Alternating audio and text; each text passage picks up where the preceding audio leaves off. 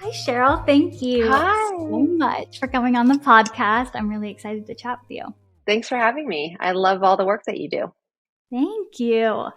Okay, so first, in my head, I'm like, okay, there's Dancing with the Stars, Cheryl, which of course everyone knows, and you're this public figure and like doing your thing on stage in front of millions of people, right?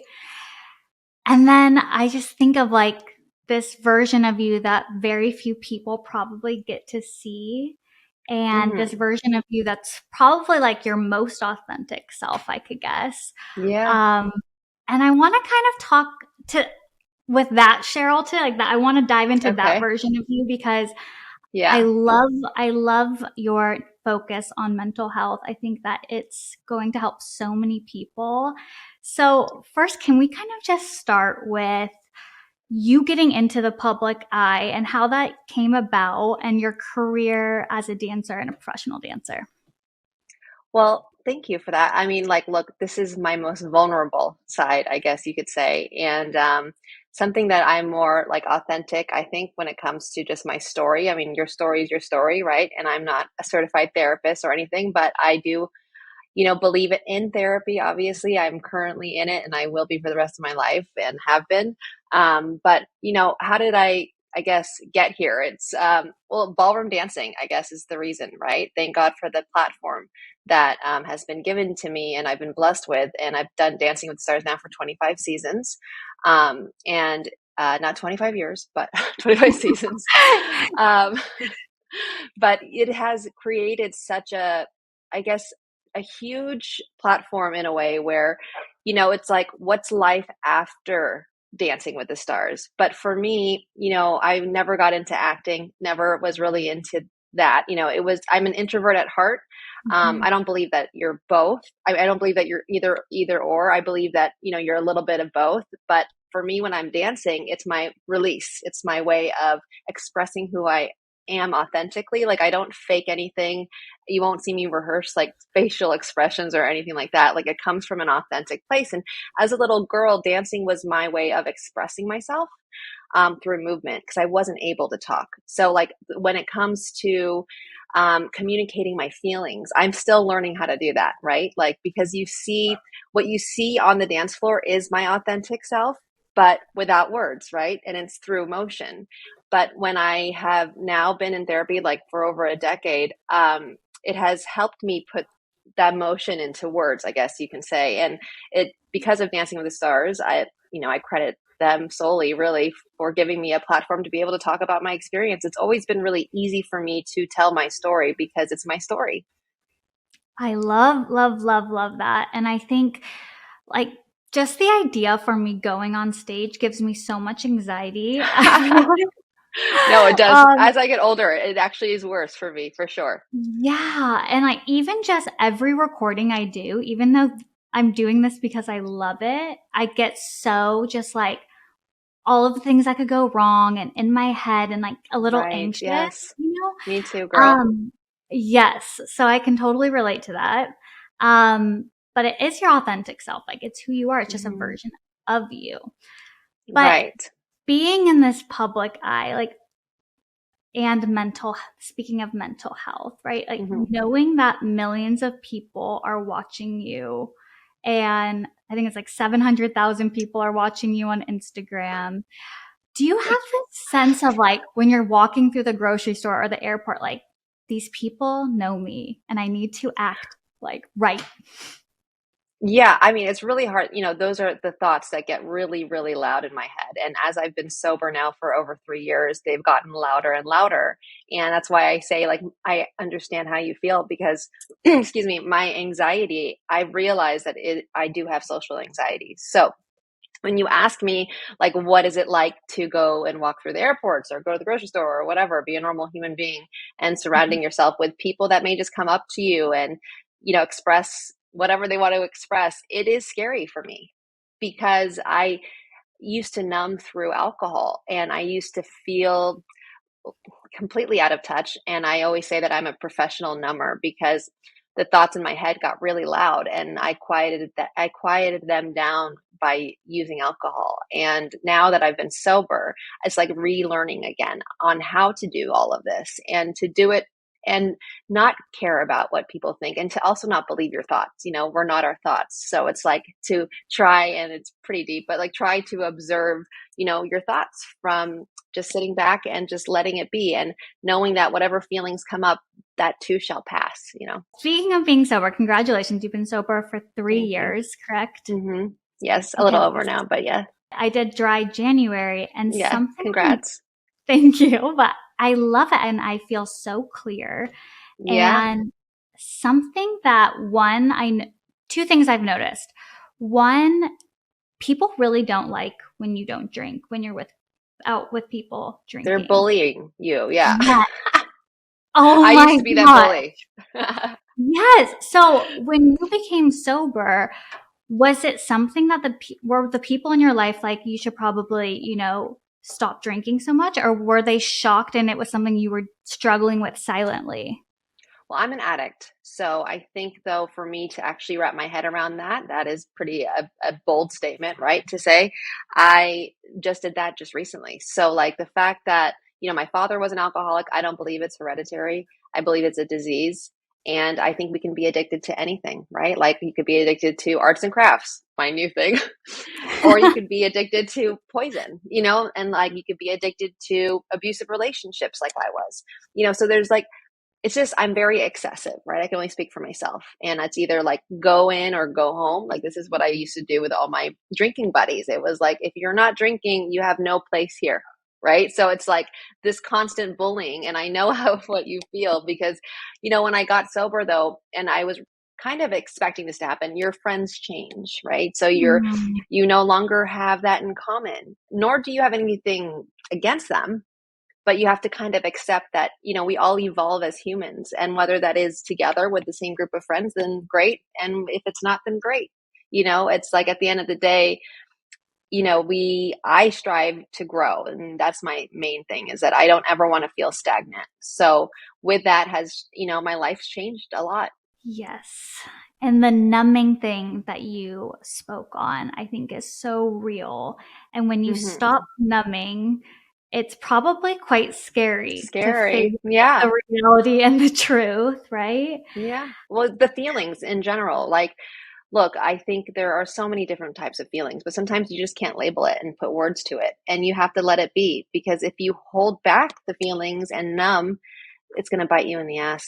Yeah. It'll come back way worse. And you won't know how to handle it because it'll be overwhelming. I'm speaking from experience. Like when my father passed, I don't think I actually grieved, and now I feel like I'm getting the repercussions now that I've been sober. And same when I got molested when I was a little girl. Same thing. Like I just wasn't able to process. Because I don't know if it's because I'm a dancer, but I'm pretty good at looking like everything's okay, Yeah. right? Because I can just put my feelings aside, and the body keeps score. I'm not sure if you've read that book, but it is a brilliant book about trauma and how your body, you can't tell your body what to do or how to feel. Like it is what it is. I mean, you can tell your body what to do, but not how to feel. And sometimes you can disconnect the mind from the body, but it's just never going to do you any good in the long run. Yes. And you have been through so much. And first, I just want to honor you and acknowledge you, Thank because you. I'm so inspired by you and the woman that you are, and the work that you're doing now with everything you've been through. Like, I just have so much respect for you. So, Thank first, just you. want to say that. Thanks. And so I do this meditation every morning where I like bring in my little girl self and I Mm, speak to her and I give her love and I tell that's her that great. she's safe. And it's been so healing for me. Do you feel like, with the trauma you've experienced, you have had to go to the past to really like do some work there? Yeah, I'm actually currently, so I have my therapist that I see regularly once a week for the past decade, as I mentioned. But then I am also starting this new thing. Um, it's called somatic intelligence, and it's a private one-on-one session, but I just started it. And oh my goodness, like because I'm a performer, and because I feel like I was an Olympian before Dancing with the Stars, the just put on a smile and just do it. Like literally the person that is coaching me through this whole experience was like, you don't need to do that here. Like, and then I've realized too that there's a safety issue with me. There's the trust Mhm. of being vulnerable, or even with myself. It's like when you say that you're doing a meditation about, mothering that inner child, that's literally on my vision board. It's mothering my inner child, and like with compassion. And my word of the year is grace, right? And to do it with grace, because like people know me as this taskmaster on Dancing with the Stars, but think about what I am like to myself. Like it's even worse, right? And that's an edited version. It's Disney Right. friendly, right? Right. But like I, grew up with a hardcore people around me in a good way and in a bad way. Like the compassion, the empathy, and the love that I need for myself, I maybe feel like I never really got growing up. But it made me into a hard ass, but not in a way where I'm proud of it either. Like vulnerability is courage, right? And so it's like I'm really still learning, and I definitely need to look up that meditation you're doing because that sounds amazing. Okay, so I just like have this vision now of like you going through all of these things, like getting sober, dealing with your healing your trauma, and then just in front of America dancing the tango and like smiling. And it gives me this feeling of 25 like, seasons of it. oh my God, 25 seasons. And I can relate. Like, I know how to turn it on, Cheryl. Like, I Mm, have done that my yeah. whole I life mean, we're in too. the entertainment business. We have to. Yes. Yes. And you Yeah. get so good at it. For the women listening who are in this stage right now of like suppress, numb, but just like smiling and showing up, what do you feel like was the point where you're like, no more? Like, I need to get into my power. After, first of all, like as I've been getting sober and during the pandemic, I really turned inwards, I guess you can say. I know it's cliche, but I got really curious as to how our minds and bodies work and our intelligence in general. And I was never a great student, to be quite honest, but like this fascinates me and it always has. Not necessarily like psychology. It's more about just like the trauma and learn and why we process certain things the way we do. And it really made me take that next step into, okay, let's start from the beginning, like why is it like why is it bad to suppress your feelings? Why can't I numb? Why can't I numb through exercise? Why do I mean, even if I'm sober, like, why can't I numb through doing whatever I like to do? Because it develops as trauma. Like, you're just repeating the same thing over and over again. And at the end of the day, you're stuck with yourself, right? You can only change you. I can only speak for myself. I definitely used to try and change everybody around me, thinking it was their fault, but never took accountability of my own shit, right? Sorry, I don't know if you Mhm. can swear. Oh no, you're good. You're Um, good. but like it's so important because that's the only person that we are stuck with for the rest of our lives, right? And if you don't love you, how do you love anybody else? And I know it's been said a million times, but it's really real. Like it can't be more real than that. And how much freedom does that give you, knowing that you can evolve and that you can be a better self and that you could do the work that is needed to do in order to, lead with love and not fear, and also face the fear and not acknowledge it, because like it's a real thing. But again, this too shall pass, and at least that's the first step. I mean, also in AA, it's like admitting what it is, like acknowledging, that it is what it is and just let it be. And I think when you start to face your feelings or whatever fear it is, you realize it's actually not that bad, that we've all gone Mm, through so much worse, right? yeah. And then you become closer to yourself. You have developed a bond within yourself. So powerful. It's like just turn the other way. We're always running. It's like Always. just Yeah. pivot. Blaming, blaming, Face blaming. it. Yeah, but yeah. Yes. Yeah, just own it and face it and be honest, and then it can't Hmm. have power over you. Right. And it's really nobody else's fault, no matter what happens, right? Like if this person's acting, oh, she was rude. Again, we don't know what's going on with her life, right? Like we always selfishly think it's about us, or she's looking at me weird. Like I'm very, like hyper focused and aware of like my surroundings, because of, I think because of what happened, the trauma as a kid, and then also with dancing, like you have to be kind of hyper vigilant. And I always thought it was a good thing, but it's not great because we tend to then like focus on everything and every single person's body language, and we think it has everything to do with us. It's pretty self-centered and selfish in a way, but really it has nothing to do with us. Like whenever I feel insecure, I know outwardly I project maybe a little bit of distance, or I'm cold-hearted or whatever, but that's really within me. That has nothing to do with a person, right? Yeah, yes. That's so good. Yes. Like It's if I like, feel like I'm wearing a dance costume and I don't look good in it, I'm going to probably be really bitchy to my partner because I don't feel good inside. right. Or like maybe not perform as well as you did in Oh, practice when totally. watching Yes. you. I've got many Yeah. stories about that. Like my thoughts got the best of me when I used to perform, and I didn't know what to do. And this was before I got sober, so I just drank more. Like literally, Mm, my thoughts were like, go the other way, sway the other way. I screwed it all up for my dance partner, and I'm not the celebrity, I'm the dance teacher, right? So like it could honestly take you, it could take over your whole system, but like why don't we have control over our intelligence? Why don't we read the user's manual for that? Like it is vital. yes. And it's like you probably started dancing because you loved it and it made you like feel you had fun doing it and it was like play. Yeah. And then all Well, of it a was my sudden, expression. It was like the yeah, only way I can express emotion was through movement for some reason. I love that. So, with mental health, and this is such a huge focus for your life, I know. I really believe that those topics that we feel passionate about speaking about and guiding people in, they're given to us on purpose. It's like not everyone Hmm. has that thing, right? So, honoring that I think is so important, which I love that you're going all in on this. But why do you think mental health in particular? Because mental health is just as important as your physical health.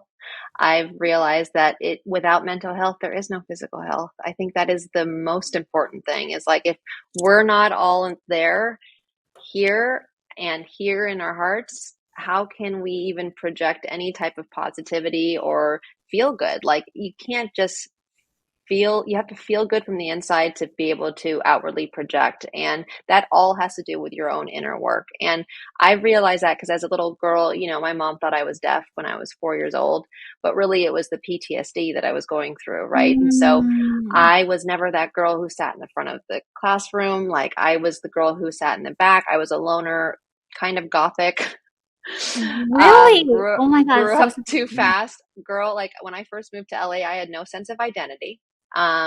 The ballroom competitive world is very much, I say this a lot. I mean, there's been so many great things, so I hope people don't get upset, but it's like it is a man's world, and in a way, like no one asks for our opinion. No one cared. And when I came to LA and they were like, here, let's sit down and do an interview, tell me where you're from, who you are, what your favorite color is. I couldn't even answer the question, and I had an English accent, which was so weird. And I had a little mousy voice. Like I really did. Like if you look on my Instagram, you'll see like my bang for up to here, which is fine. I'm not judging it. I'm giving that little girl love. But like still, it was very much, I felt a lot of compassion for her, I guess, because just lost, just completely lost, and just no sense of self. And I realized, because of Dancing with the Stars, it has forced me to create my own identity and to figure all this stuff out that, maybe I was too late in grow like, but who cares? There's no label. It's never too late to work on yourself and to first admit, okay, look, we are all a work in progress.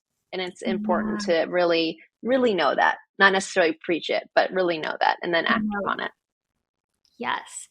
And were you keeping that within you? Like, was that something that you went through silently when you say you were like not using your voice and you had this like, Oh was it, yeah, like I you was didn't very know much, I got into like very controlling relationships from my dance partners to boyfriends and stuff like that. But that was just a reflection on, my mom and dad's relationship, and then they divorced when I was two, and then just the men in general, the man who molested me, and like thinking that equated like love, right? So that equals love is someone who's controlling, someone who can groom me, someone who can speak for me, somebody who doesn't need to ask me for my opinion because they don't care. Like and then when there was a nice guy that came around, it was kind of like, I didn't understand what that was. And it was a turnoff at that time because I didn't love myself. And look, I think it's since I've been a lot clearer in my head, that? um, it has made me just very curious. And I just think it's very important in life in general to stay curious, because then what is the purpose, right?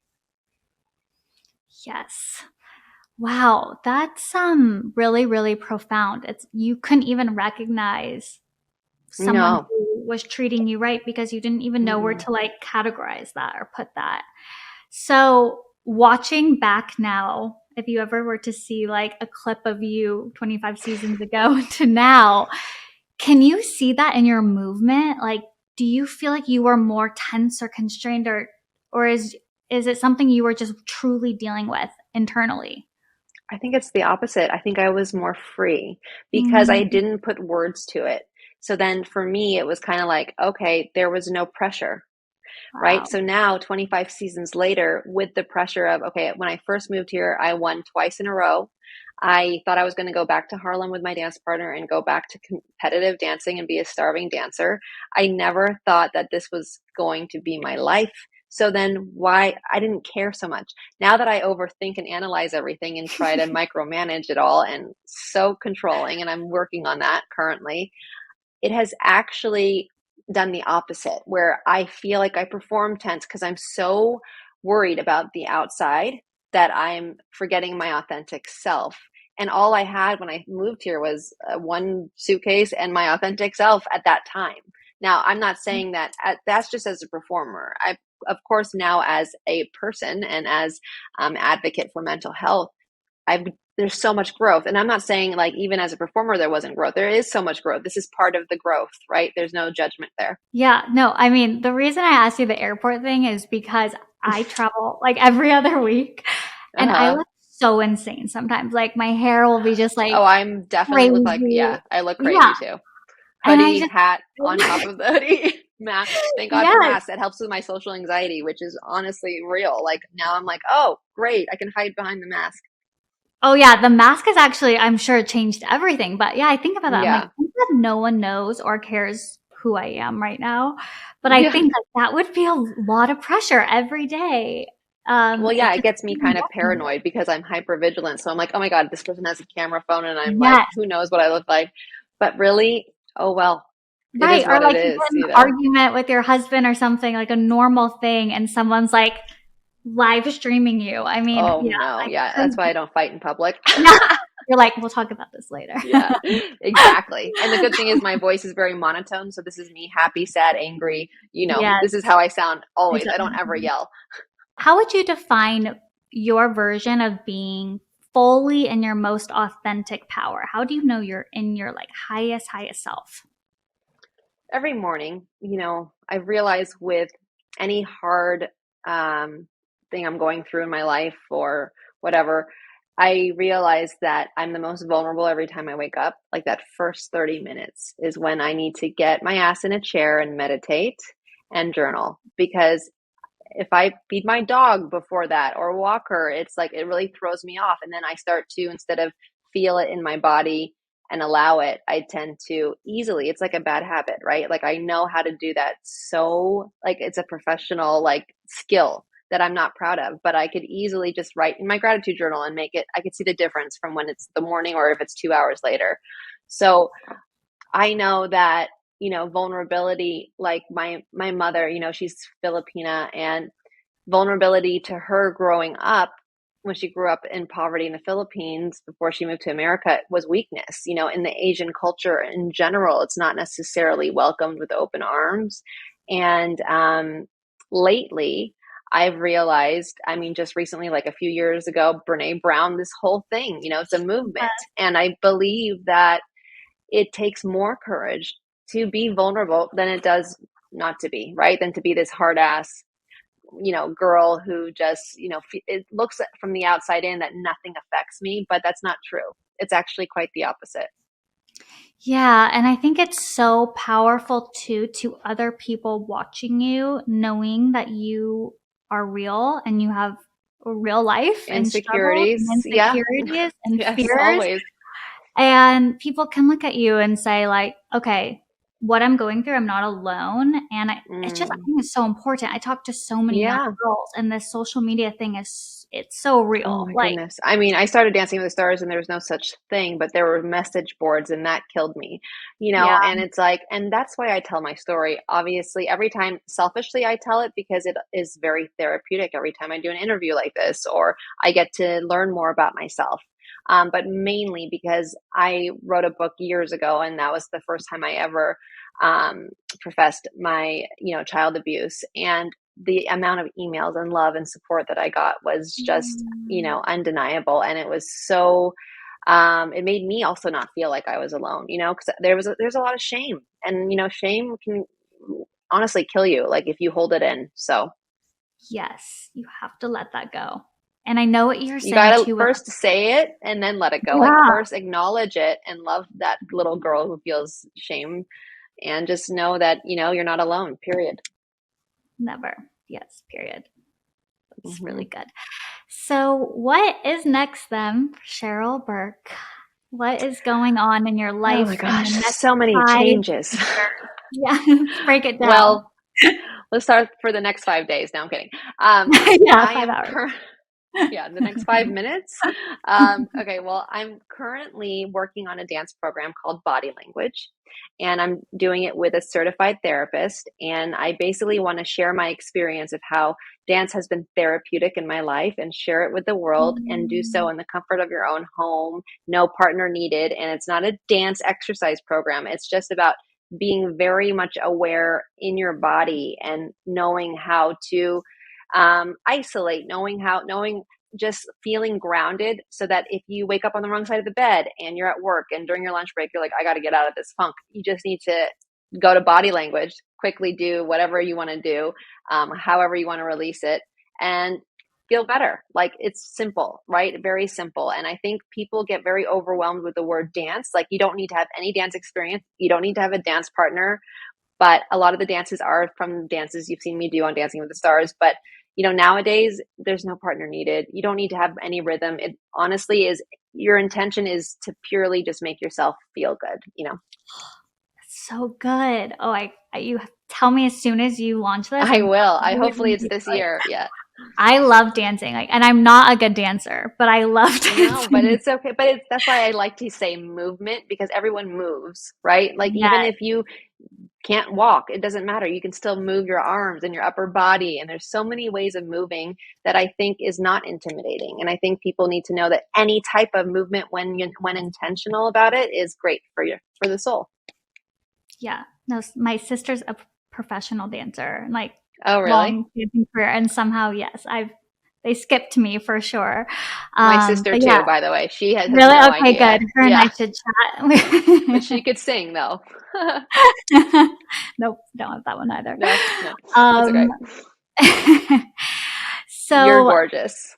thank you. So are you. And I just Thank love your you. energy. Like, I just feel so comfortable talking to you, and you're so Good. real. And it just, like, this interview's brought me so much joy. But Yay. what would the last question I have for you, which is what I ask everyone, what would be your number one piece of advice for a woman who is either wanting to start her own business or just go all in on herself towards the life Hmm. that she really wants?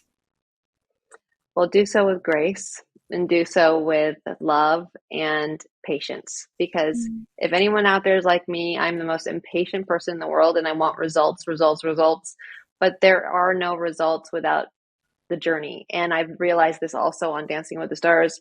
It's never about the mirror ball trophy, it's only about the journey. Whether it is a great one or not, don't judge it. I think it's important to really enjoy the journey, because that's what makes for good stories. That's the lessons that you learn. Failure equals success. It's not the other way around. Um, and yeah, just one day at a time, 1 hour at a time.